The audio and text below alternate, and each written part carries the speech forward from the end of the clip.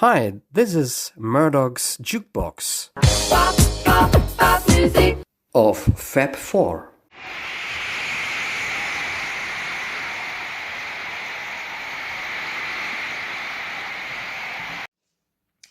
Yes, it's time for another Murdoch Music Minute. Hello and thanks for joining me. And in this video, I'm coming back to the ever popular idea of ranking music. And of course, always take that with a grain of salt, or actually don't take any of those rankings too serious. Especially when it comes to ranking songs, it's just fun. And any, nerdy music fan will tell you that ranking lists are part of the whole fun. But of course, they are just a basis for comparing favorites or simply having an excuse to discuss the same songs over and over again. And this time, I will try the impossible and rank my 20 favorite Beatles songs. And I can tell you already now that this list really turned out an absolute massacre. So many songs that I really love that didn't make the list, or some tracks that at first entered the list quite highly and then had to be dropped out of the list entirely at the last second. Also, way too many great songs to all list them as honorable mentions here. So, deciding about my personal 20 favorite Beatles songs really was very, very painful. But yeah, I think most of you maybe can agree that the more you like something or the more you know something, the harder it gets to actually rank your favorites. Still, I'm doing the ridiculous here. Welcome to my top 20 Beatles songs. I tried to dress a little bit for this occasion. Good old John. One of the earliest gifts I got from my wife way back when. So it's not a very new shirt. I did an album ranking of the Beatles' studio discography, also way back when. It was my 10th video on this channel when I was still doing most of the stuff in German. It's still available if you would like to take a look at it. And let's see if my top 20 songs also kind of reflect my favorite Beatles albums. I went through one more time through their studio discography. Also, of course, with the Beatles, you have to take non-album singles into consideration, plus their respective B-sides. I didn't revisit the anthology series for this song ranking, so you won't find any alternative takes or unreleased archival material in my top 20. Right, so let's get cracking. Starting with number 20, my personal number 20. It's a ballad, and the Beatles have given us fantastic ballads. All of the three main songwriters in the Beatles have written extraordinary ballads. Maybe Paul McCartney has done the most. I didn't really double check that one more time. But yeah, at number 20, it's a song by Paul McCartney. His love ballad, very romantic love ballad, Here, There and Everywhere, from the Revolver album released in 1966. A song that, as a younger Beatles listener, I didn't care too much about. Of course, the more, syrupy ballads were not the most exciting parts of the Beatles discography for me back then, but the older I get, the more I really love this song.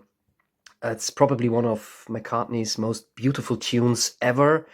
Also a little bit Beach Boys inspired, with the harmony vocals, and the harmony shifts throughout the song. One of his sweetest ballads, really heartfelt and beautiful, gorgeous tune. What more can I say? At number 20, Here, There, and Everywhere. Here, making each day of the year, changing my... With my place number 19, we go back 1 year to 1965. It's a song that was recorded for the movie soundtrack of the second Beatles film, Help. One of the first songs they recorded for this project, I believe. Ticket to Ride. A very interesting song in the Beatles canon, because it really signifies a notable shift in style, in sound. I also think it still stands apart from the other material on the Help album. You get the jangly guitar that heralds the beginning of the folk rock years, probably also inspired by the Byrds. The heavier groove on the drums, the use of the toms, that shows that, the Beatles were moving somewhere else musically and doing the first steps to get away from the more lightweight girl meets boy pop songs to a sound that could be considered, or would later be considered, rock music. It's also a more complex song in the early or mid-Beatles phase, with different parts. Of course, most notably the break at the end, where the song then continues in double time. Some critics, or maybe even the Beatles themselves, once described the Ticket to Ride as the first heavy metal song. That's, of course, very more than far-fetched, actually. But you can sense that music was changing drastically and rapidly in the mid-60s. And the Beatles really were maturing or becoming, a bit heavier, a bit more experimental. But on top of that, Ticket to Ride just is a fantastic tune. As is often the case, especially with John Lennon lyrics, there also is some wordplay going on in the title and in the lyrics. It's not 100% clear what the song really is about. You can make up your own interpretation. A fantastic song from the, for me, middle period of the Beatles. She's got a ticket to ride.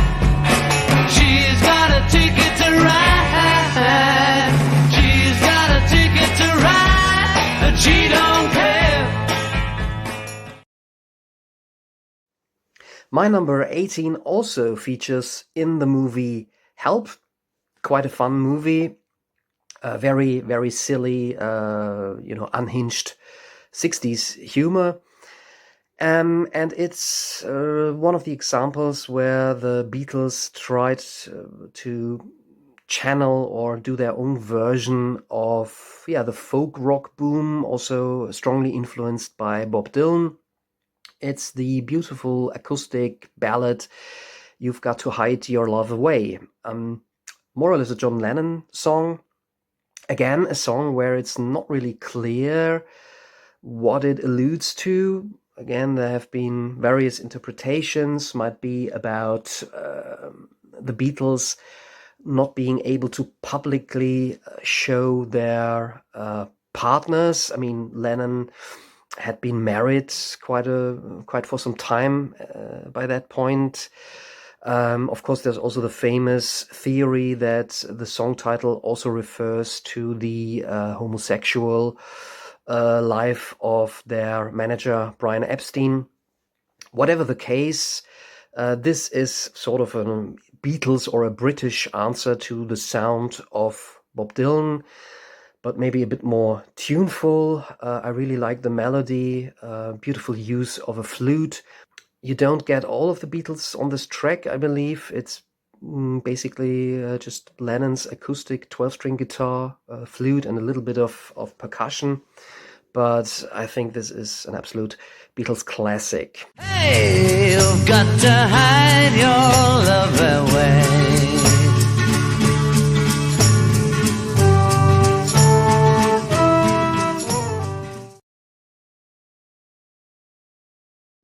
Next one in the list for me is one of the very underrated or overlooked Beatles tracks. It's a George Harrison number from the White Album, and really a song that is rarely mentioned as far as I know, or as far as I've noticed. Maybe because it's also more or less tucked away towards the end of the White Album. And it's the song Long, Long, Long. Another kind of ballad, but more serious or, quite melancholic in tone. Could be interpreted as a love ballad, but, with George Harrison, there also seems to be a bit of spiritual context to this song. It has a longing, yearning melody. It's kind of a melancholic waltz, and famously has a very unusual, strange, psychedelic ending with an organ and, strange sounds. Almost sounds a little bit like early Pink Floyd, those last seconds of the track. I think it's a gorgeous George Harrison composition that deserves more attention or more publicity. Long, long, long.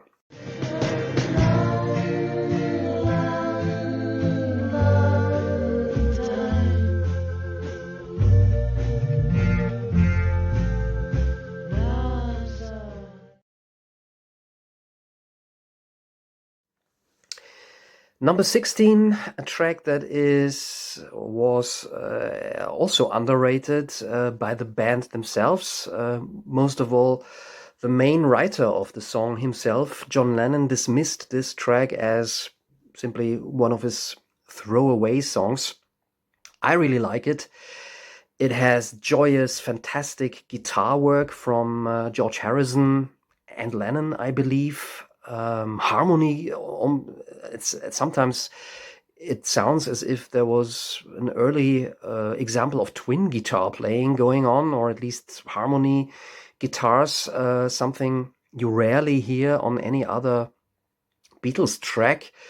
Really underappreciated guitar work in this song. Apart from that, it's just pure fun. Again, not really clear what it is about. The lyrics seem to be a bit, sarcastic or dismissive.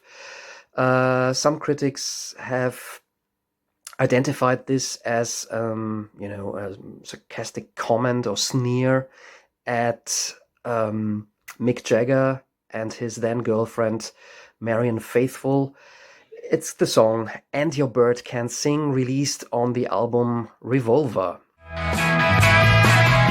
You've seen 7 wonders, and your bird is green, but you can't see me. You can't see me.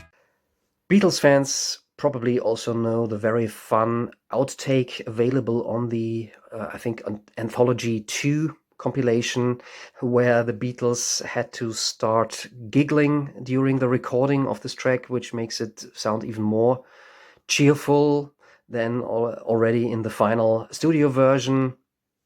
Whatever happened in the studio, maybe some special cigarettes also were involved while recording this track. I don't know. I actually also liked this, of course, unusable outtake of And Your Bird Can Sing. But of course, my placement as number 16 here refers to the version on Revolver, one of the really great, short, concise rock songs by the Beatles. In 15th place, a non-album single track, finally, released in 1964. I almost said 1965. For me, it sounds like 1965, but it's from late 1964. A song that is one of those unbreakable, irresistible melodies by the Beatles, but has an up-tempo groove. Quite interesting drum work. Always sounded to me a little bit inspired by tracks like What I Say from Ray Charles. And this song also is famous for its beginning. I mean, there are a lot of iconic, legendary song intros on Beatles tracks. And this one very possibly is the first time that one could hear guitar feedback on a record, or at least on a pop record. Of course, I'm talking about I Feel Fine. Yeah, as mentioned, great rhythm, fantastic riff, and just a cheerful, upbeat number that always will make you feel fine, actually. Mission accomplished by the Beatles. I Feel Fine, my number 15. Baby says she's mine, you know she tells me all the time, you know she says so. I'm in love with her and I feel fine.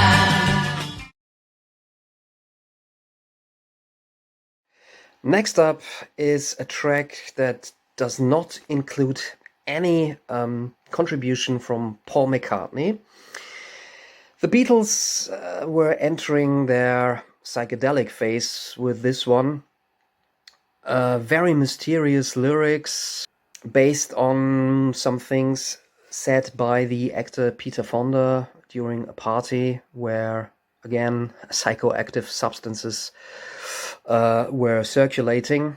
It's the song She Said, again from the album Revolver, one of the darker, more rocking tracks by the Beatles. Certainly one of their heaviest song up to that point. It's got a piercing sound from what I believe is a Rickenbacker guitar.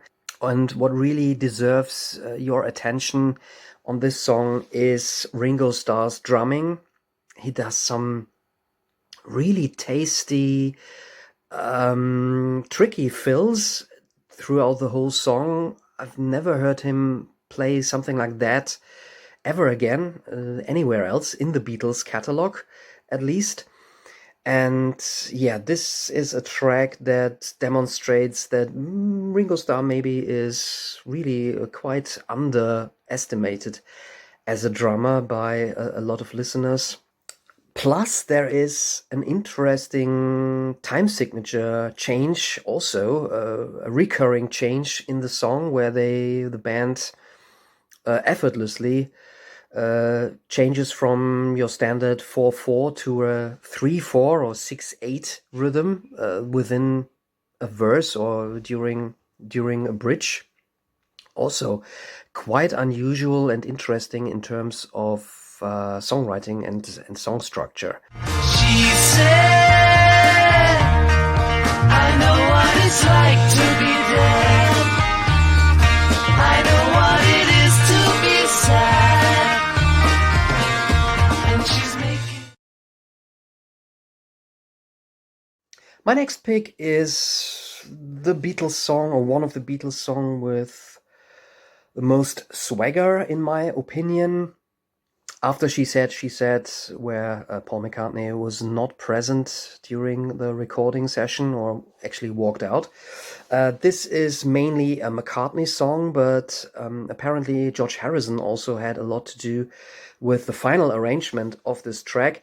It's quite an ironic song, or almost there's a bit of a sarcastic tone to it, which is quite unusual for a Paul McCartney lyrics. And, of course, a lot of, sexual innuendo between the lines. The opening track to Rubber Soul, at least the UK version, which for me is the official version of this album, it's Drive My Car. Yeah, a song as mentioned that I think has got a lot of swagger, very nice harmony vocals, bit of a soul feel to it. Rubber Soul, after all. And my cat is going crazy because she wants to get inside and maybe be part of this video, so excuse me for a moment. Yeah, a Beatles song that is catchy and groovy, and of course has the fantastic rock and roll lines, beep beep, beep beep, yeah. Also very cool piano is going on in the background, actually providing the backbone of this song's arrangement. It's definitely one of the groovier, more rocking tracks on Rubber Soul. Maybe you can drive my car. Yes, I'm gonna be a star. Maybe you can drive my car. And maybe I love you. Beep, beep, beep, beep, yeah. My next choice is another single by the Beatles. Actually, this was a double A side, one of the first double A sides. The first singles released worldwide as a double A side. So what can you do as a DJ?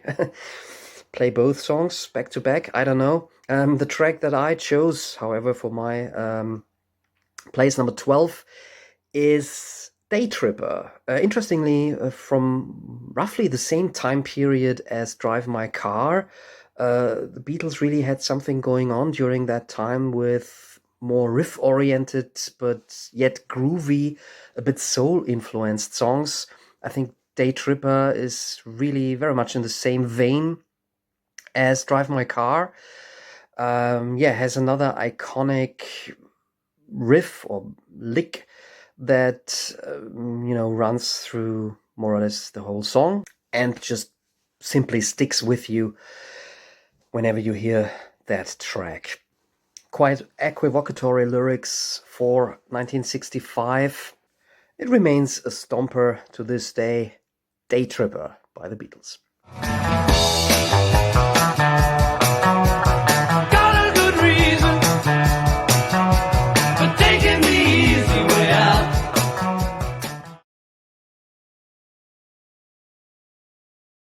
And with that, we get to number 11, approaching my top 10. This is yet again a track from the album Revolver, but a track that only features Paul McCartney, actually. Of course, that can only be, Beatles fans will know or suspect, it can only be the string-led Eleanor Rigby, a little exercise in chamber pop or baroque pop. This song simply thrills, still after all these years, by means of its immaculate string arrangement. It's really one of the best examples of using strings in pop music. Also, the lyrics were really something else at that point in the Beatles' career. A very melancholic song about, lonely people, existences that nobody noticed, hidden lives, actually. Very cinematic, beautiful descriptions in the lyrics, and just a gorgeous melody.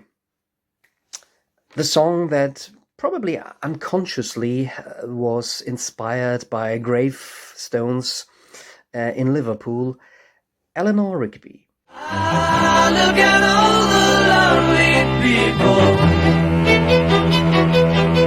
Eleanor Rigby picks up the rice in the church where a wedding has been.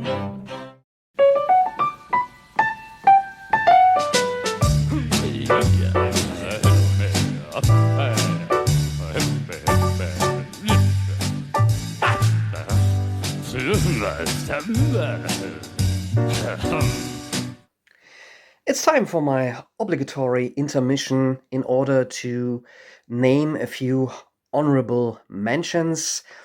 This time around, usually I have 3 or 4 songs that closely missed the top 20 that I mentioned. With the Beatles, I will be a little bit more generous and give you 5 honorable mentions. Really songs that could have made the top 20, but yeah, due to the sheer competition here, barely missed the holy list of my personal top 20. One of those is, yeah, also maybe a dark horse in the Beatles catalog, a George Harrison number, one of the Beatles' longest songs, I believe, at least, yeah, one of their longer tracks, also one of their most psychedelic ones, from the not so popular Yellow Submarine soundtrack. It's All Too Much. There's something almost bombastic about this song. It's very repetitious actually, but also very catchy, and yeah, has a lot of psychedelic elements.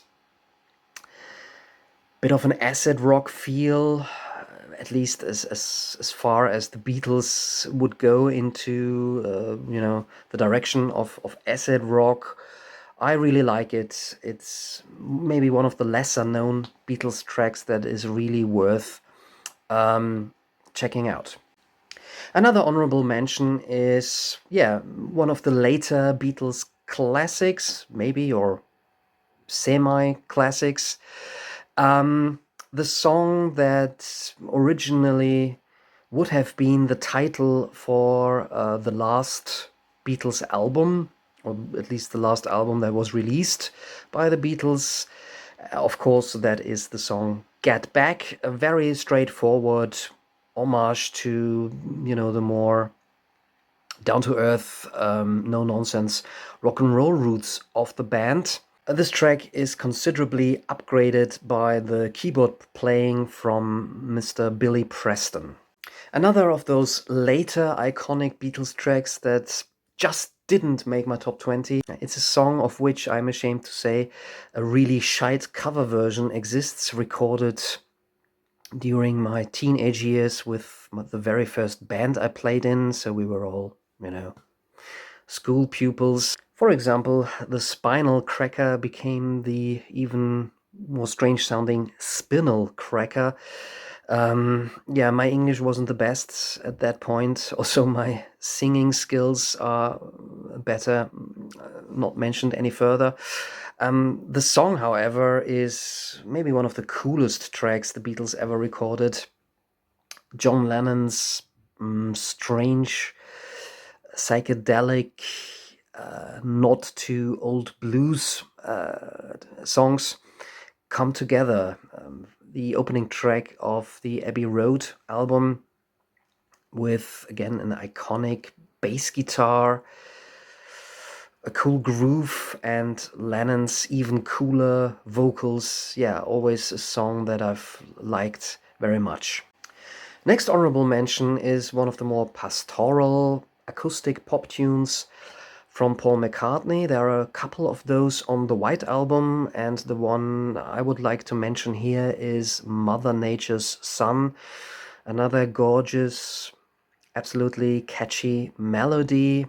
Yeah, bit of a pastoral feel to it. A use of a trumpet or horns in the background. It's it's a haunting little ditty that I always enjoy listening to whenever the White Album is playing in my household. And finally, before I get to my personal top 10, a song that really should have been in my top 20, but yeah, with 20 songs, there's unfortunately only room for 20 songs. I really would have liked to see this one, because I think it's also one of the maybe slightly underestimated, underappreciated, great late Beatles tunes, where Lennon and McCartney really take turns in singing their respective parts. It's brilliantly put together from, two separate song ideas. It also is the song where you could get an idea of how the Beatles would have sounded if they had continued in the 70s with a bit of an earthier rock sound. A song that's a little bit hidden on the Let It Be album, I've Got a Feeling. Also, if you are more of a casual Beatles listener, one of those songs you might not have heard or may not be too familiar with. So yeah, maybe check it out. I think this is an absolute gem on the Let It Be album. Okay, let's move on to my top 10. A bit of a pulse raiser, the next track. Strongly influenced by the Motown sound of the mid-60s, or at least intended as Paul McCartney's version or answer to Motown. A song that, again, can be interpreted as more or less straightforward love song, but maybe it's also about getting other substances into one's life. Another Revolver track, Got to Get You Into My Life, has a really exciting vocal performance from McCartney. Great brass section in this track. Wonderful groove, and again, as is so often the case with Beatles songs, just a wonderful tune. But despite all this, the pop sensibility, they even found a bit of space to add a really distorted guitar towards the end of the song, which is, the topping on the cake, so to speak. Got to get you into my life.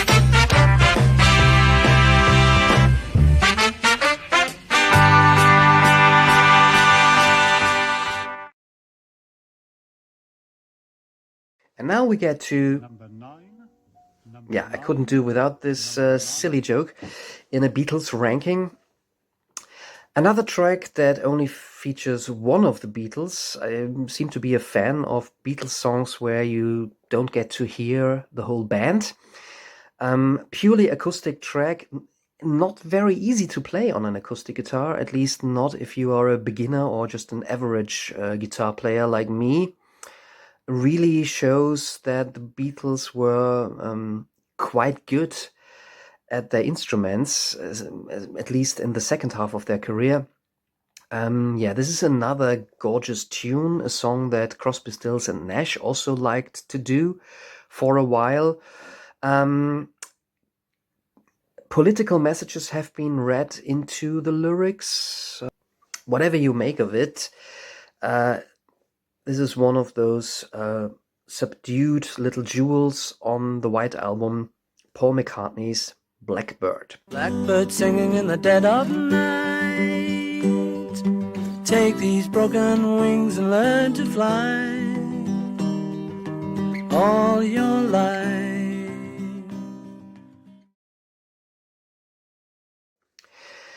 At number 8, one of my absolute favorite George Harrison tracks.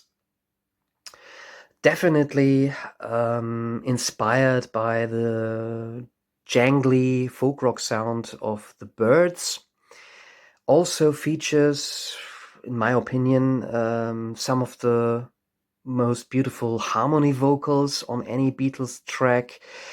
Even though the lyrics also sometimes have a bit of a sarcastic undertone, which is not unusual for George Harrison. A really cracking tune, also one of my favorites of the Rubber Soul album. If I Needed Someone. Again, maybe a track that isn't so high up on anybody's list. Maybe one of the lesser mentioned tracks of Rubber Soul. I really think this is George Harrison at an early peak of his songwriting craft. If I had some more time to spend, then I guess I'd be with you, my friend. If I needed someone. Let's stay in Rubber Soul territory for a little while longer. Also, my next pick is from that album, and again, it's a more acoustic track written by John Lennon, Famously, the first pop song to give the Indian sitar a prominent role. And of course, that is what makes the track so memorable or noteworthy. But even without the sitar, this would be a fantastic, a superb tune. Also, again, one of those songs that has a bit of a more sarcastic approach in the lyrics. John Lennon's Norwegian Wood. I lit the fire, isn't it good? Norwegian wood.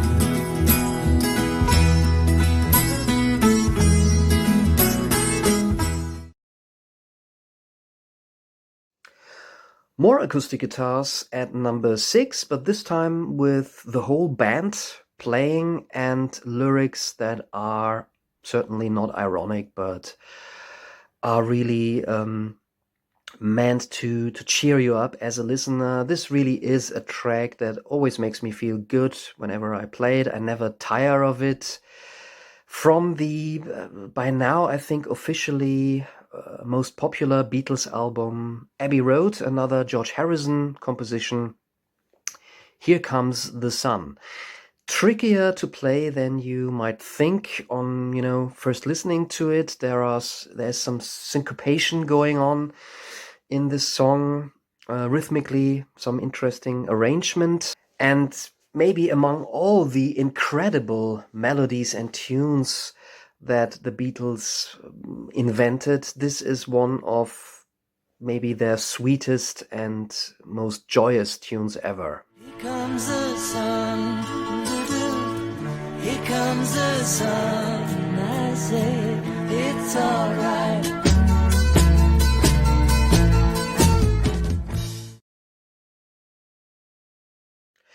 My top 5 start with quite a different beast. One of the most riff-oriented songs to be found in the Beatles catalog, arguably. Another non-album single. I'm not sure. I didn't read up again on it. I'm sure it was a successful single, but maybe the first single after a while that didn't directly hit the number 1 spot. But maybe I'm wrong here. As mentioned, I didn't double check it again. But yeah, never mind. It's definitely one of my favorite Beatles songs. Bit of nonsensical lyrics, but I think still they are quite clever and fun. And yeah, one of my favorite Beatles riffs. Plus, still quite a complex vocal arrangement. Paperback Writer, another Paul McCartney number. One that the Beatles really struggled to perform live, and shortly afterwards they stopped performing live anyways. From 1966, I think it came out before Revolver, or around the time of Revolver. And yeah, again, this is one of the tracks where you can hear that the Beatles had moved on from being a nice girl meets boy pop band to something a bit more aggressive, something a bit beefier here. Yeah, absolute fun song, great rock track, Paperback Writer.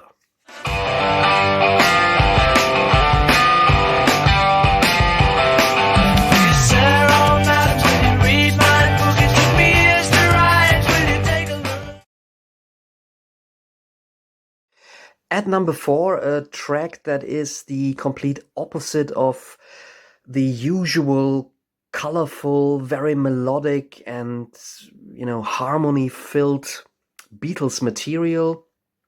It's based on just one chord, actually, and is one of the most psychedelic things the Beatles ever put out, at least officially. Carnival of Light. I'm looking in your direction wherever you are hiding.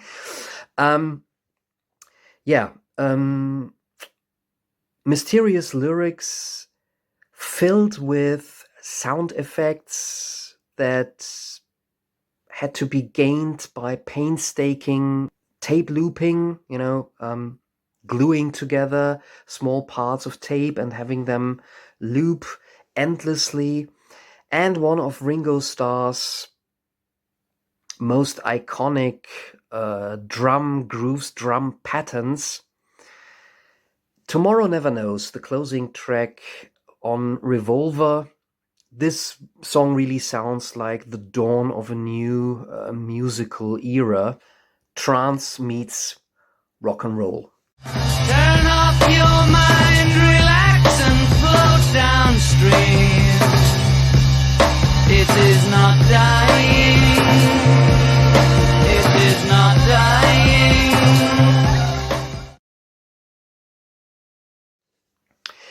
My number 3 surprised me myself a little bit, but I'm very happy this ended up so highly in my list. At the end of the day, it's the earliest Beatles song you will find in my top 20. The title track of their first movie and also title of their third full-length studio album.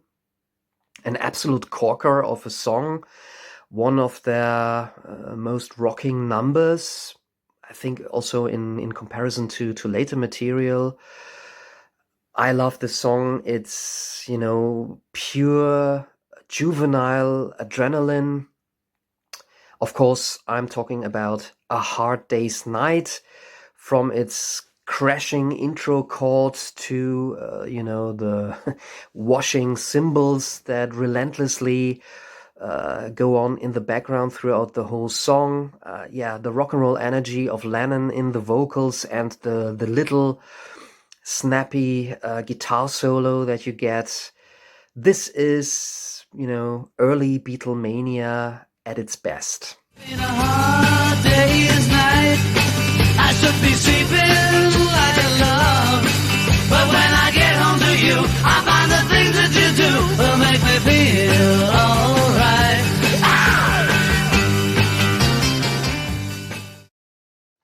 Only 2 spots left. I am expecting your angry comments and your own lists and your criticism of how I could leave out track X or track Y and why they are so much better than the 20 songs that I picked. Feel free to fire away in the comments section. It's always fun to see other people's favorites, as long as the comments are civilized. But my number 2 is from the golden psychedelic era of the Beatles.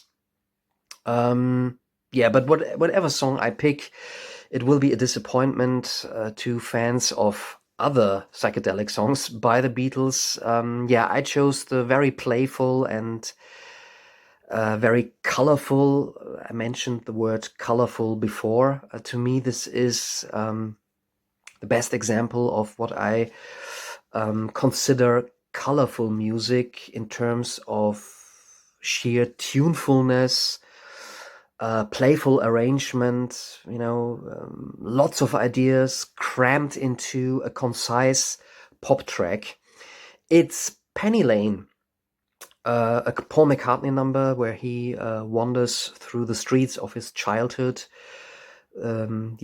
I just love the imagery, the lyrics, again, the absolutely catchy tune and all those little ideas in the arrangement, from the Baroque trumpet to the fireman bell and what have you. It's just an absolute candy, absolute pop candy. Likes to keep his fire engine clean. It's a clean machine.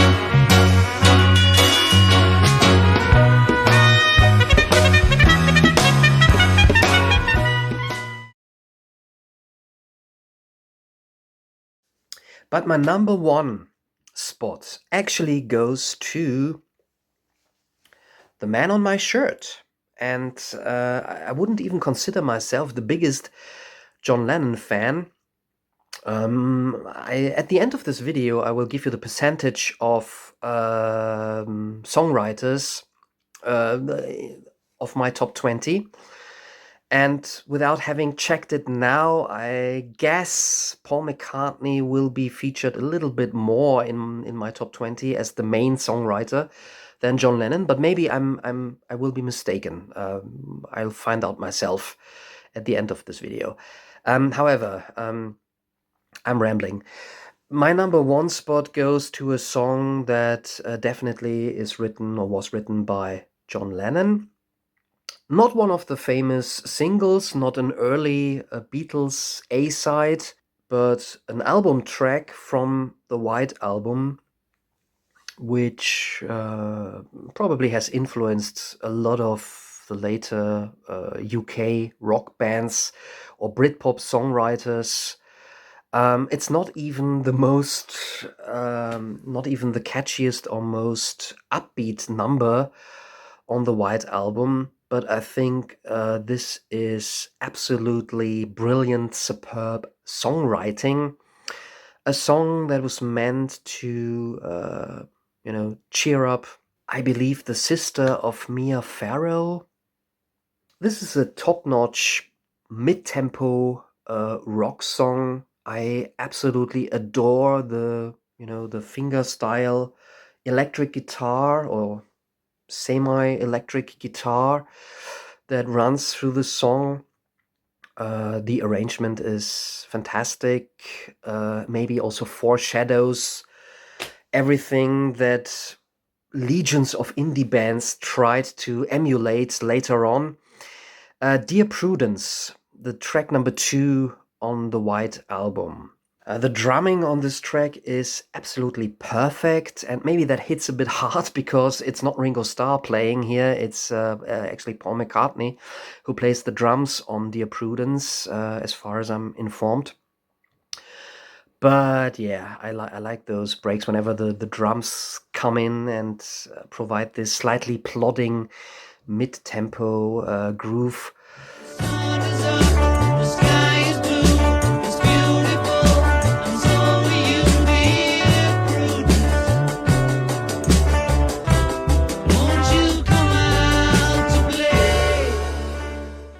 If you like also the more maybe somber moments of the Beatles, or maybe their more serious rock tone, this track definitely is for you. Again, if you are more a casual Beatles listener and you are just familiar with their famous singles and their hits, check out Dear Prudence from my second favorite Beatles album.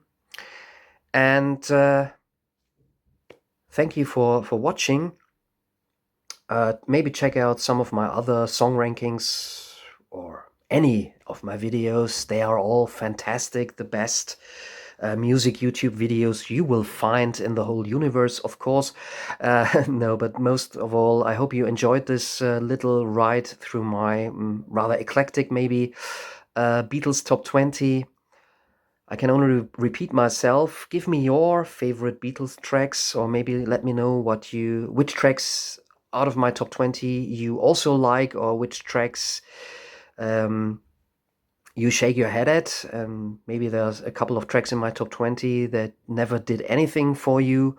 And join in again for another Murdoch Music Minute. I try to do a lot of fun stuff here, from album rankings to album reviews, new albums, very old albums, classic albums, but often also more obscure indie albums. Yeah, stay tuned.